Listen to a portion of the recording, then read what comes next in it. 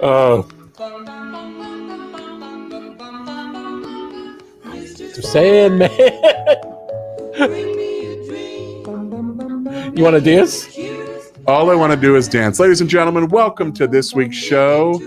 I'm Mark Trowbridge, and today I am joined by, well, the one and only Michael Miller. Nice to be here, Mr. Mark, Mr. Coral Gables himself. Well, it's great to be with you. I always love an upgrade. It's like going from business to first, or like really steerage to, Grant, you hear this? Not so much business or first class, but like premium plus.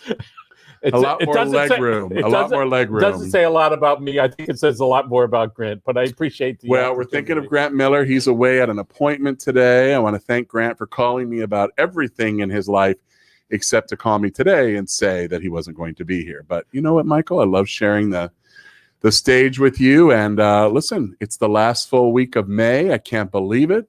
We're sliding into home. Yes. Amen. All right. So tell me what's going on with you. I know normally the tables are turned, but you're looking good. You're feeling well. That's a great color on you. Thank you very much. I usually bring several. Very Marlins. Yes, it is. We love our Miami Marlins. That's it. In tribute to Mainland Marlins over there by Tommy Stitt. He is a rated podcast man. You can check him out wherever podcasts are shown. All right, Tommy's heading to the game shortly, he told me. And by the way, I was privileged to be at the game the other day, and the Mets probably said to their coach, we won all but one inning. All right, the second inning. Is that how we keep score now? All but the innings? So when I was watching it in that second inning, the three or four of the players, when they realized they had missed it, were all staring at each other. It was extraordinary. They were sort of miffed for a few seconds. 5 runs by the Marlins. That's all I know about sports. So that's my hit for the day. I know that you know more than that. What I know is Grant Miller's got his public display of some of his sports memorabilia here at the office. And I love it. Is it really open to the public? Are you taking tours? Are people doing guided tours? Actually, he has his private stuff. He still hasn't sort of brought that out yet. I'm overly familiar with his private stuff. Okay, all right. So David Singh wants to know where my grandpa's sweater is. All right, I wore a sweater. Come on, David, be nice. Remember this. David. This is the Coral Gables Chamber. All right, what is that? Live viewer comments. All right. Right there on the bottom of the screen. Oh, the shirt needs to be ironed. Iron the shirt, Miller, but it's pretty good. Way better than Listen, David. I will be honest with you. In person, it wears better than maybe it looks on Facebook Live. But, good feedback. I'm always very conscious of how I look. I double check the teeth before I go on air. But you weren't told ahead of time that you were going to I know. I saw be here. Grant had a sudden emergency appointment, but as my mother would say, we're putting him on the prayer chain. So okay. We got you on the prayer chain, Grant. All right. So let's talk about you've become a adjunct professor, I understand. I am. This is my second week. I am teaching in the sports management program at St. Thomas University. Thank you, Dr. Ted Abernathy, and thank you, Dr. David Armstrong, head of the program and president of the university, respectively, for the invitation. So what is sports management? What do you have to know about sports or more about management? I think it's a combination of both. So I started teaching at St. Thomas originally back in 99, 2000. And I was hired back then as an adjunct, and I taught a class both at St. Thomas and at Barry University. I taught a class at St. Thomas on negotiations, which is the class I'm speaking and teaching right now. And then I taught a class at Barry on facilities and facilities management. So I think the biggest thing you need is contacts and context. So the contacts that I have and have established over the last 20 years, I think are great for the students. Tonight we're having Frankie Ruiz, of course, who you know well. The big runner. Who's going to be speaking to my students. He changes boys into men. I've seen it repeated. Boys to men. Yes. Notorious. Yes, he is a great cross-country coach, one of the winningest cross-country coaches at Belen. So he's talking tonight. He's going to talk about really three topics. One is topic number one, his experience, how he got into the business of sports, what it is to work with the founder and being the founder of the Miami Marathon, now the Lifetime Marathon. And the third big piece is really about sponsorships. Again, a negotiation opportunity. I'm actually going to open with an anecdote today about somebody that you and I are familiar with, maybe my students aren't as familiar with, but a guy named Peter Ueberroth, who was the head of the Olympic Committee in LA, and then went on to be the commissioner of Major League Baseball. But Peter Ueberroth had an idea, and that was, instead of having hundreds of small sponsors for the Olympics, why not have 30 who are exclusive to their industry? He really created this idea of exclusivity. So he went to a petroleum company, he went to an automotive company, he went to, you name it, a soft drink, a beer, and said, instead of paying a few $1,000s and you're with everybody else, how about pay $4 million and you're the only guy at Budweiser, or you're the only guy at Mercedes-Benz, whatever it may be. And he was so successful in that Olympics was financially the most successful in the history of the games up until that point. And that was 1984, meaning the Olympics had been, in their modern period, been going on since 1896. Wait, it's great when you have somebody that is a disruptor that says, we're not going to do it that way That's anymore. right. We're going to go and we're going to get the best of the best that represents the Olympics, right? And listen, it takes a big thinker, obviously, to think big. And so Ueberroth had brought the games to LA. He had brought, a lot of gravitas to that position, where he said, it hasn't been a summer games in the United States. They were dealing with the boycott issues. He went to Cuba and met with Castro in person to try to talk him out of boycotting along with the Soviet Union. He wasn't successful, but who had stared down the barrel of Fidel Castro at that point? Extraordinary. After how many years? Extraordinary integrity and guts. Absolutely. And listen, I have a little bit of inside baseball, because in 1998-99, I was headhunted to run the volunteer program at the 2002 games, which were the Salt Lake City Winter Games. And so I had done the Super Bowl volunteer program here. We had recruited about 8,500 volunteers. And so there weren't a lot of people who had done what I had done. And so I was flown out to Salt Lake City, beautiful city, beautiful state. It was April, and so it snowed the morning when I was getting up to go to my interview. But the coolest thing about that was, this was a community, this was a state, this was a country that was so incredibly excited to be hosting the Winter Games. And do you remember who the chair of the Utah Salt Lake City Organizing Committee was? I think he ran for president. He did, Mitt Romney. There you go. So Mitt Romney was my last interview. And first of all, What I year have to was be that? honest, this was 2000, maybe late 99. So they wanted to bring somebody in 2 years. I was getting ready to wrap up the Super Bowl gig.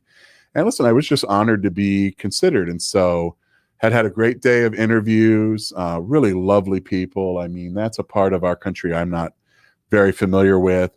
And so they really wanted to know, could you make this relocation from Miami to Salt Lake on a day in April when it snowed this morning? I said, well, it was a light dusting.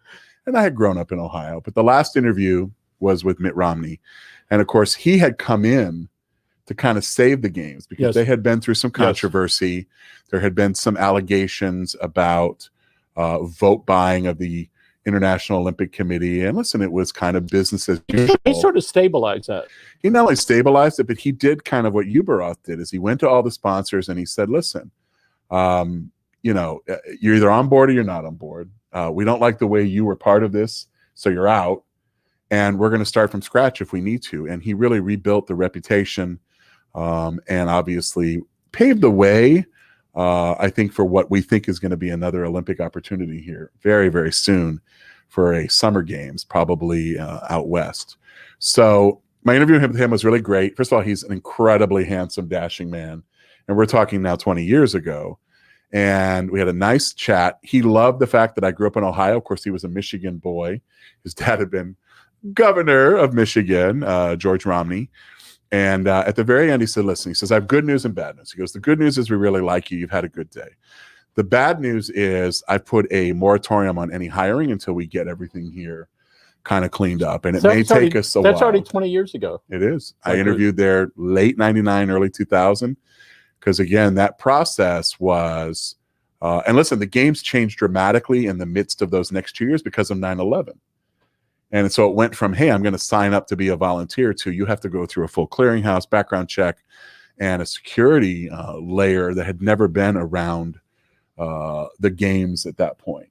And so, listen, they had a very successful Winter Games. I don't know who they ended up bringing in the volunteers, but it's a big gig because it's not just being the head of volunteers for the Olympics, but the Paralympic Games usually start within 2 to 4 weeks right after. And so you're running another Olympic Games for para-athletes. So we know that teams make a difference, but there's typically somebody that's leading it that brings in a great team. And Mitt Romney certainly was that person. He was the Peter Ueberroth of those games. Yes. You know, I don't think Mr. Ueberroth came in under the same sort of cloud or controversy, but he did have to deal with the boycott. He did have to deal with, you know, Fidel Castro and asking him to stand down. And he did have to deal with the fact that up until that time, people had thought rather provincially about sponsorship. So that's one of the things that I think Frankie will talk about is, you know, how you go about identifying sponsors, how you go about raising that capital. Because we all know in this day and age that you don't put on a lifetime marathon just by, you know, fees. And remember, they have prize money and they pay folks to travel because they want the top runners.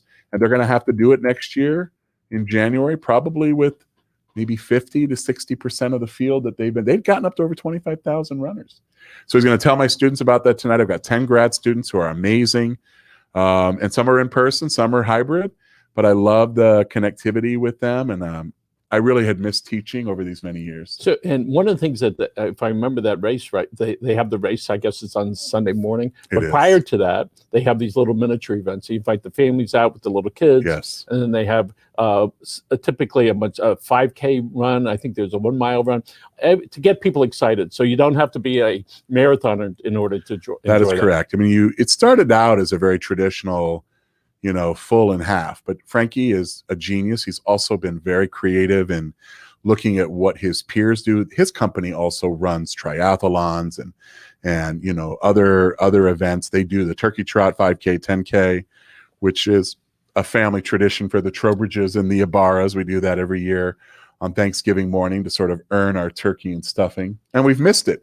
We've missed those gatherings. And so I think a lot of us are looking forward to the fall. And in 1954, there was a coach and a runner called Roger Bannister. I remember Roger Bannister. So Roger Bannister. A Brit? Yes, what? Was he a Brit or an American? I think he was a Brit. I think he may have been a Brit. So he would go do a quarter mile in record time. All right. You did the second one in record time, the third one, and the coach, I forget his name, calls out the media and says, today we're going to break the 4-minute mile. All right. And so Roger Bannister completed the first sub 4-minute mile ever. Right. And that year, almost a dozen men, not women so far, right, ran a sub 4-minute mile because they knew that it could be done. So you had something to achieve. You had right. something they to say stretch somebody else for. did it, we can do it. So my question to you, fascinating, Mr. Coral Gables, what's in the future for the Coral Gables Chamber? Things that you may be working on that we can look forward to. So, you know, we spend an inordinate amount of time having those conversations. You know, I had my staff together yesterday and we shared with them that we are going to be back full staff in the office July 6th, that Tuesday after the holiday. But there are a couple things that we have been working on sort of behind the scenes. And some of that is COVID related and some of that is just always wanting to be relevant and reinventing yourself. Tag team. But oh one my of the goodness, things, we are. Wait, team. you. Why don't you just pull up a chair? We are right Grant, in the heart I of it. just Right had here. my mother put you on the prayer chain because I heard you were at a medical appointment. I've had vertigo for about 2 months. But they call him a dizzy blonde. Now we know why. Oh, God bless you. I know that can be very, very, very challenging. So anyway, I think one of the big things is, you know, we built in this new office space a welcome center. It has yet to be fully activated and engaged and outward facing. So the Welcome Center serves, I think, 3 purposes. One, obviously, it is a welcome center to visitors to the community, but it's also a great resource and asset to residents who have folks who are visiting. But the third piece is really about being the partner with the Convention and Visitors Bureau and being able to really promote and sell Coral Gables as the asset it has always been. But there's never been a coalesced opportunity around this. And so we're going to have 2 tours that emanate from our Welcome Center. One is a foodie tour that we're already working on and curating with Denise Irwin. And the second is a program we're going to do with the AIA, the American Institute of Architects in the Miami chapter, and Cheryl Jacobs and her team on an architecture walking/history tour. So one, there are maybe different business models and revenue streams coming to the chamber. And secondly, we specifically moved to Alhambra and to Ponce de Leon so that we could be as outward facing as possible.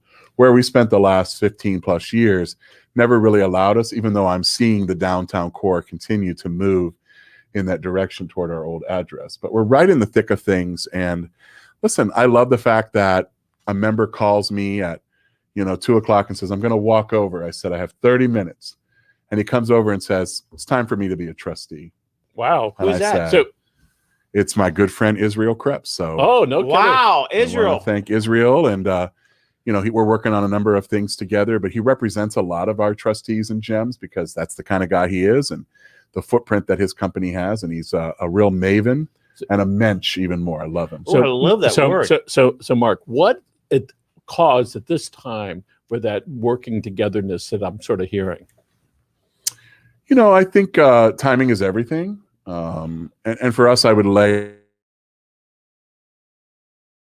in, we have been able over the last 15 months to really leverage a number of our assets. So one, just being omnipresent, our partnership with you all that really started a real trend. We started by doing a weekly column with you, and then Grant's like, let's go out and meet with some businesses. And then we've been doing this program for months. And you have now. not done that lately. You have not done a video with us in 2 Well, weeks, 3 weeks. I thought we were going to do one last week, but it was my error because they had rescheduled it to when I was well enough to do that. And is it this Thursday?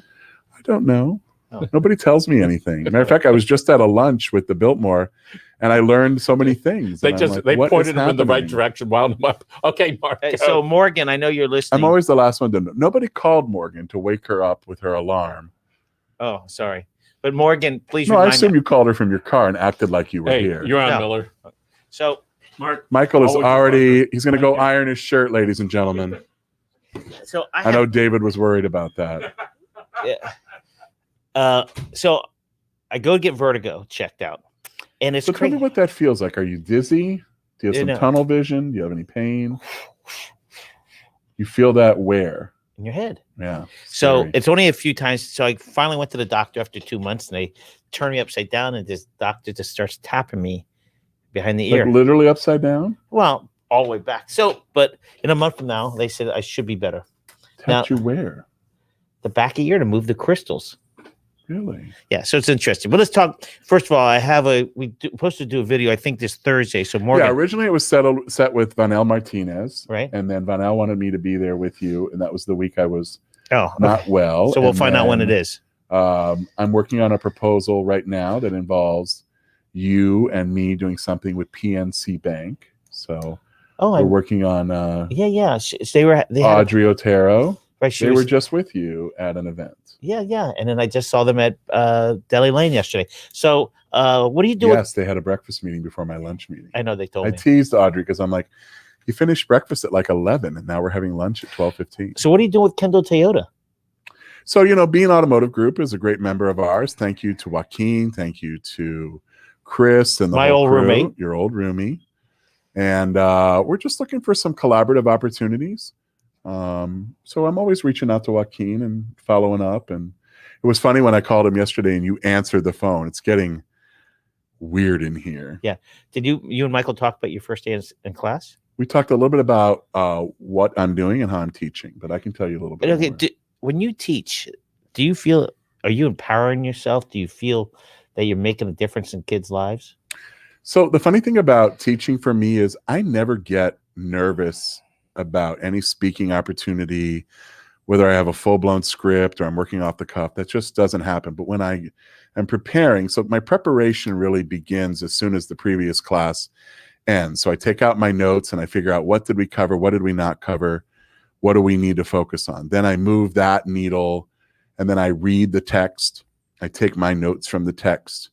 And then I do a lot of research on topics. So one of the things that I shared with the students yesterday was I wanted them to look at the collective bargaining agreements for the NBA and for the NFL. Now, for those of you that maybe have ever looked these up, they are available online. They are 496-page documents and like a little over 500 respectively. And so I tell the students, don't print this, but familiarize yourself with the table of contents so that you see what topics are covered.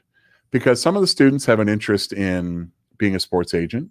Some of the students have an interest in being a coach. All of those require you to be a great negotiator.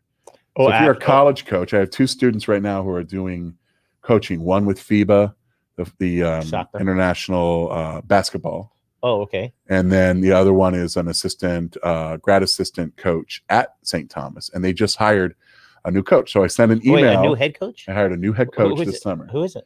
I'm going to forget his name, and I apologize for that.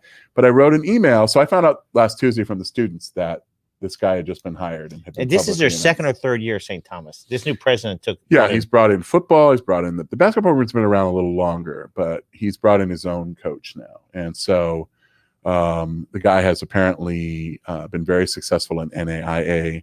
And so I asked NAIA, which I think is the division. And it's called, what does it NAIA stand for? Of independent. Okay, just want to know. I'm not 100% sure. It's not on the test.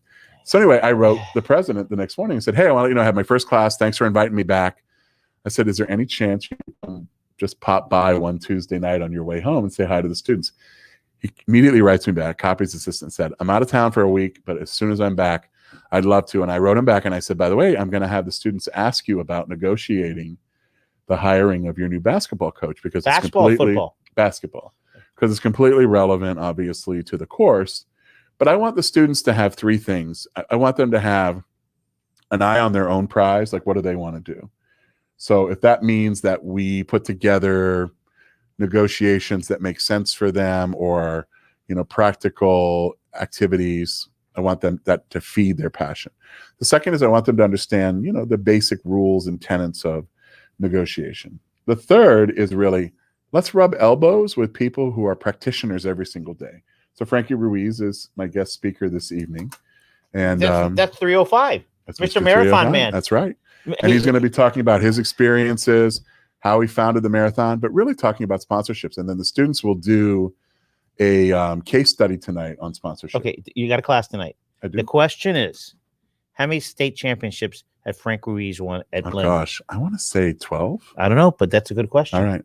Hopefully the students will ask. I gave them a primer of things they should ask. Other than he started a business, sold the business, one of the greatest track coaches in the United States. He's a great guy. He's a great guy. He's one of the good ones. And when you send a note to someone like that, so listen, I sent a note to 8 people. First of all 8 answered me back and said they would speak to my class. I mean, to go 8 for 8, to have, Frankie Ruiz tonight. We've got the folks from the Marlins next week from their legal and corporate and their sponsorship side. Eric Palms, Eric Woolworth, John Vitalin, who works with. Wait. The Orange Bowl guy is Eric Palms. Eric Woolworth is with the president of the Miami Heat. Right. People think Pat Riley's in charge. He's president of basketball. Right. And Eric is the president of business operations. And there's a guy that I told you that I met 20 years ago. Great guy. He was the nicest guy then. First person to write me back. Whatever you need, Mark. Okay. And so what I would tell you is, I think for an adjunct like myself, even though I've taken a period of time off, and I had taught from like 2000 to 2007, is that those relationships just got more meaningful, got deeper, got more connected. And that's great for, I think, the students, because I think what Ted Abernathy and his group do, they have developed relationships all across South Florida because of internship placements, is awesome. And they're teaching the core classes. But for the electives like I'm teaching, I see it as it's the door you walk through to get the practical experience. So it aligns with maybe an internship or an externship that you're doing. One of my students is working for the Cardinals organization, so he's not even physically. I know, that's pretty cool. Here. And so, Kyle is doing that. Who's the greatest pitcher ever out of St. Louis? Tommy, who's your favorite? Don't say it. Is he a Hall of Famer? No, I want to know who your favorite out is. of St. Louis? Yeah. Why would I know that much about Bob Gibson? St. Louis? Oh, Bob Gibson. Right, Tommy? Yeah, he's up there. He's up there. He's a Cy Young guy, Hall of Famer. Okay. Did he ever pitch a perfect game? No. It's only been like 20 of those. Okay, let's talk about last week and this week. What's going on? So busy week. Michael gave us a kind of, entree. We're starting to open up, and I met with the Biltmore today. We have planned 3 in-person events. Our July breakfast, our interactive luncheon, and our annual conference will all be in person. And we got the thumbs up, green light from Matthias and the Biltmore that they're ready to accommodate Their biggest challenge, like all of our local businesses, is getting staffing. And so, we're going to do our best to help them. I'm sure you heard the governor announce yesterday that we are pulling out of the federally funded pandemic unemployment because it has been hurting our ability to hire and fill jobs. I know not everybody will agree with that, but I'm talking to local businesses every day that are suffering and being able to open up fully because people would rather collect the unemployment of $500-$600 a week versus come to work. Well, a lot of restaurants, a lot of businesses are struggling. I know some restaurants don't open for lunch because they're short of staff. Matthias told me today that the Satai gave $1,000 bonuses for new employees. I'm talking about working in housekeeping, food and beverage. I mean, that is unbelievable, unheard of. They're paying housekeepers, I want to say like $25 an hour. And listen, that's backbreaking work. So the more you can pay them, the better. But it's also an essential part of your business model. I mean, nobody wants to sleep in dirty sheets. You don't like it, do you? I wash my sheets every week. Okay. Whether they need them or not. Yeah, that's okay. Any in person this week? So this week we have our trustee luncheon tomorrow. It's going to be probably one of our last virtual ones until we get on the other side into September. And we're going to have the first week of June events. So we're looking forward to that as well. I think Miami is pushing hard to everybody get out. People are still a little nervous. You wear the mask. I think so. And I was giving Matthias kind of the what for about how things were going. I said, I've seen some photos of events that other organizations have hosted. They look pretty full. They look maskless. I know a member of ours that went to a luncheon. There were tables of 12. I mean, we don't even do that pre-pandemic. You do tables of 8 or 10. It's funny because Community Newspapers is having an event next Tuesday. That's right. And we're deciding, do we do outside of the park? No, it's inside, but the doors are open, the windows. Right. But we're deciding rectangle or circle. But circle it gives you a little more space. And it's perceived space as much as it is real space. Well, because you're across 60 inches from somebody, and now we say 3 feet, and then you don't put 10 at a table. You put 4 or 5. We're gonna have few, but we're gonna spread it out. No rectangles. And what will be your capacity? Will you go as full as you can do that? No, they go up to 150. I think they go up to 200. I think, but we're gonna keep it around 125. And the response has been great, I'm sure. We're at 125 right now. And the event's a week away. It's our member of Congress, the and Honorable who's Carlos the MC? Jimenez. I don't know. I heard that you called a lot of people and you finally had to settle on your 20th choice. So thanks for asking. Speaking about that, is Perry Ann coming with you? I hope she does. I'm going to offer to pick her up and drive her there. We love Perry Ann. And I just found out one of my buddies is going to be working at Nicholas. Greg Romanelli from the Miami Herald is heading over there. He just texted What's he going to do there? He's working in community affairs, I believe. Okay. So it's a small world. And listen, it's one of the coolest things about this job is that you're 1 degree of separation. I talked about meeting yesterday with a future trustee of ours that is going to join us at that level and be a sponsor, but they're coming from Broward, opening a new bank headquartered in Coral Gables. And it was just great to break bread, be in person at Morton's. And, wait. Morton's, you took her to? What was her boss's colleague. Y'all went to Morton's? Her boss's colleagues. And who paid? The chamber? Our friends at PNC Bank were very generous, of course. And the cool thing is that that's expensive. Yeah, but it's well worth it. I had a delicious. All of them had salads. I had the chicken Christopher because I love that. Speaking about Christopher, were we? Yes, I did a video on the Heart and Soul Steakhouse of Coral Gables, Christie's. Yes, Chris has been there a long time. 27 years. Yeah, we love Chris. And Mr. Who owned it before? Had a partner owned the building, whatever. They're a tenant now. Right. He told me they had never been this busy. That's great. I think absence makes the heart grow fonder. And he says when that building next door gets completed, he doesn't know what they're going to do. He's going to be mobbed because those people are just going to pour in and eat there. Yeah, you're talking about the Agave project called the Plaza. There are 2 office towers. They're trustees of ours. Christie's? Christie's is not a member of ours. We're going to have to do something about it. Unfortunately, they were a dual member between Christie's and Redfish. And when Redfish went through the horrors of Irma, and then Christie's was just, was struggling. And listen, we love Chris and we love Christie's. And he's a nice guy. Great guy. Great guy. Always makes you feel so amazing. You come in there. Listen, even though they're not a member, I'm a huge fan. I love to go there on a Monday night and have appetizers and sit in the bar area. And my friend Andrea Hanley. Thank you for the invite. We'll invite you next time. And she loves the chicken Caesar. And Does she still live in Miami? Andrea? Yeah. Sure. She lives in the Gables. Oh, she and Bob are still here doing great things. Okay, let's go. June calendar. Legislative roundup, the Canadian stuff. We do. So we have a full cadre of events next week with our Wind Down Wednesday and our Reconnect. Where's Wind Down Wednesday? You know, I need to ask Erica. I tried to call her on the way here to see if we had confirmed with Morgan. Are you awake there? I haven't heard from Morgan today. She's Is it okay. a holiday? Oh, you know why? I think she's in jury duty. Oh, okay. I honestly think she might have jury duty today. Okay, so legislative roundup. What's happening there? So that's on June 10th. That's going to be an in-person hybrid event Where? at the University of Miami Lakeside Auditorium, same location where we hosted and co-hosted and co-presented the candidate forum back in March.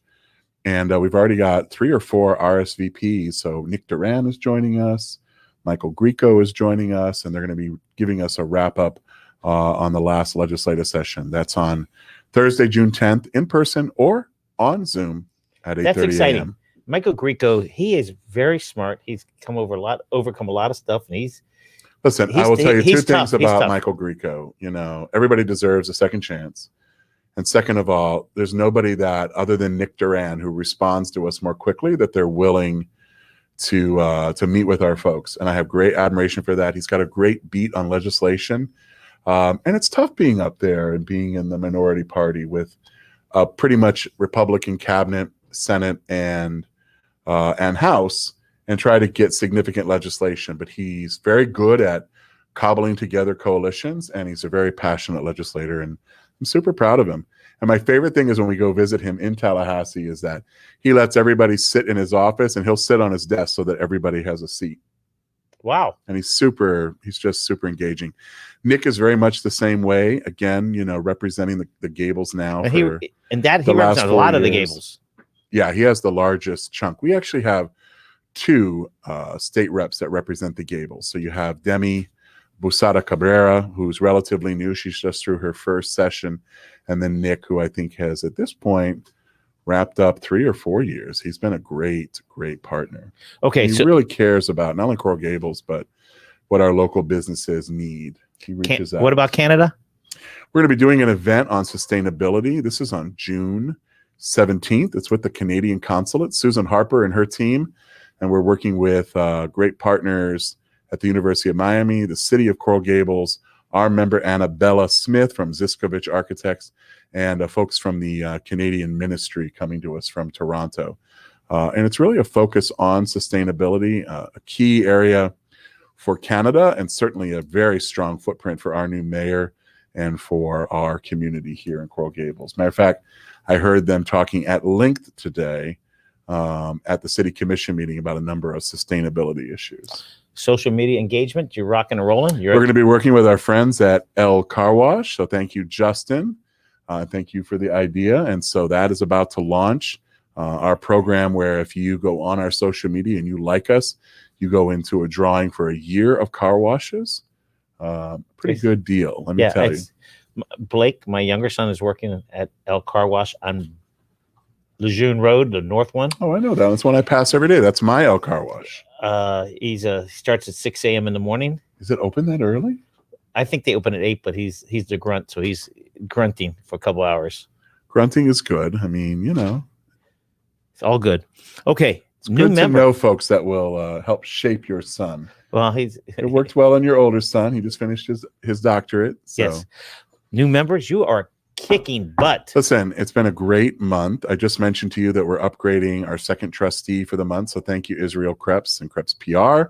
I also want to say Jennifer's doing a good job. She's doing a great job. We've got 21 or 22 members already this month, and we still have 3 days to go, and then it's the holidays. So what holiday? We're trying to finish fast. Well, I'm with you. I'm all about working Saturday, Sunday, Monday. Monday is Memorial Day, and thank you to all the veterans. I want to thank those who are serving and those who have served. And Tommy served for a few years. We love Tommy. 7 years or 6 years? I came in and I Tommy get it wrong every time. I came in and Tommy was like, I go, hey, Tommy. And he's like, I know you're upset that Howard isn't here. called me right out, and then I found out that Howard has a kidney stone. Yeah. I don't mean to violate your privacy, Howard, but much like we're praying for Grant and his vertigo, we are praying for you. Kidney stones are no joke. I get I've them all the had time. 2 in my life. Oh, I get them once or twice a year. But my concern is when you're 21 and you throw Right. a stone, you might be what's called a quote former. So he's got to look at his diet, have them check and see that you are making enough. Forget there's a particular enzyme that curbs. Dr. Mark. Listen, I had a kidney stone in 1998, and it lived with me for 8 months. And I went through 2 lithotripsies. That's how I met Don Slesnick, by the way. Wait, you both. Mayor Slesnick had his surgery an hour before I did, and we woke up in recovery together. How romantic. And the doctor's like, hey, you two should know each other because you're both Gators. And Dr. Dowlin, who I want to say a huge hello to, who took good care of me. And then I overdid it because I was supposed to rest, and I had to go in for an emergency procedure to alleviate the stone, which had blocked my my ureter coming out of my kidney. A little too much. Okay, Was that too much? You're let's talking talk about about new crystals members. in your ears. let's talk about you, Jennifer, your team. 23 members in April. Come on, you're up 20 in We May. had 23 in April. We're at 21 in May. I mean, the cool thing is that everybody's rowing in the same direction. So, listen, we went through a harrowing period where renewals were in the 50s or 60s because we weren't really invoicing people. We just kind of gave folks a break. We didn't send a single invoice from March 2020 until basically summer. So we waited 4, 5, 6 months.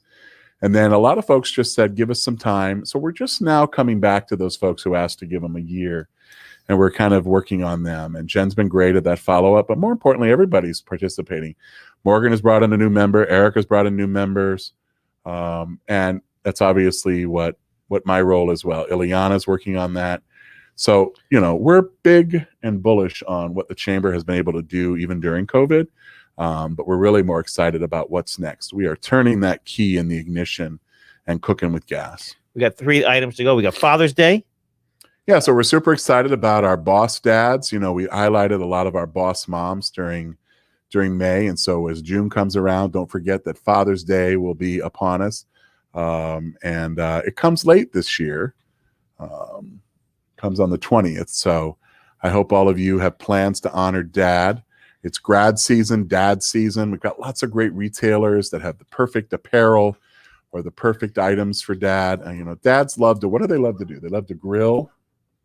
You are such a stereotype. Is it? Grill and watch TV. Is that what you're going to say? I didn't say watch TV. Okay, let's talk about. Let's talk about Phil Mickelson, speaking of dads and dad bods. 50 years, 11 months, and 7 days. He's almost 51. Wins the wins the PGA. And, I've never been a huge golf fan. lefty fan, even golf fan, but I am in love with the idea of who? Bubba's a little too untamed for me. I'm more of a fan of like Camilo Villegas. Camilo went to the University of Florida. Speaking of that, I'd like you to congratulate the University of Florida's men's tennis team who won their first national title Saturday night, 4-1 over Baylor University. And who watched it? I watched every minute of it. So I have, I've been a Gator for a very long time, since I was 17 years old. But it has been, both the greatest joy of my life being a Gator and the greatest pain of my life being a Gator when you follow sports. So football ended disappointingly this season. Basketball, very disappointingly. Gymnastics, very disappointingly. Softball, we're still in it. We're the number 4 seed, and we're hosting Georgia in the Super Regional. Alabama's. We need to win 2 out of 3 to get to the big dance. The big dance. And our men's baseball came to a limping end of the season, getting swept at Arkansas. So we fell to a 6 seed. Matter of fact, Tommy, can you get me a score? We played this morning at 10:30 a.m. against Kentucky. Okay, we got 2 things to wrap up. George Gonzalez said, Hey, George, by the way, how many freebies are working the Gables? There are 4 that work the Gables. And that is if they have the one that is the one for folks with disabilities. I mean, it's a little bit of a larger cab. Okay, so Summer Loving, what do you got going? A promotion? Summer Lovin's a program that we rolled out last summer, and we're going to repeat it. It's a focus on our retail and our restaurants. Every week will be a different theme, particular sector of the retail industry, a particular type of restaurant, or focusing on things like Father's Day, bridal, Tommy etc. has something for you. 4-1 final, Gators, Florida. very good. So the Okay. Gators make it through in the play-in game. Okay, we're gonna wrap it up because I can't believe we're wrapping it up. I know Tommy's got to get out to Lone Depot Park. Thank you for that help. Let me say hello to Andre, to Alfie, to Adam, the whole crew, Caroline, the whole crew out there. You know, we love our partners at the Miami Marlins. We're actually working on something really exciting for our annual conference in August. Fingers crossed that it works out, because we'll make the announcement here. is she gonna be on the field? It will not be on the field, but it will feel like you are In in the- the stratosphere. Oh, we're gonna be in the batting cage. I can't tell you anything at the moment. I remember. I'm worried about you that we can get you a helmet that fits. And secondly, I don't want to talk anymore about your sheets. Well, I love you, Grant Miller. Wait, George Gonzalez goes, when are we gonna do happy hour? George, you tell us. George is quite, God, excuse me, quite the foodie. I love running into him on the street corner. The last time I saw him, he was yelling at me out of his SUV, but I think he was on someplace to either eat or drink.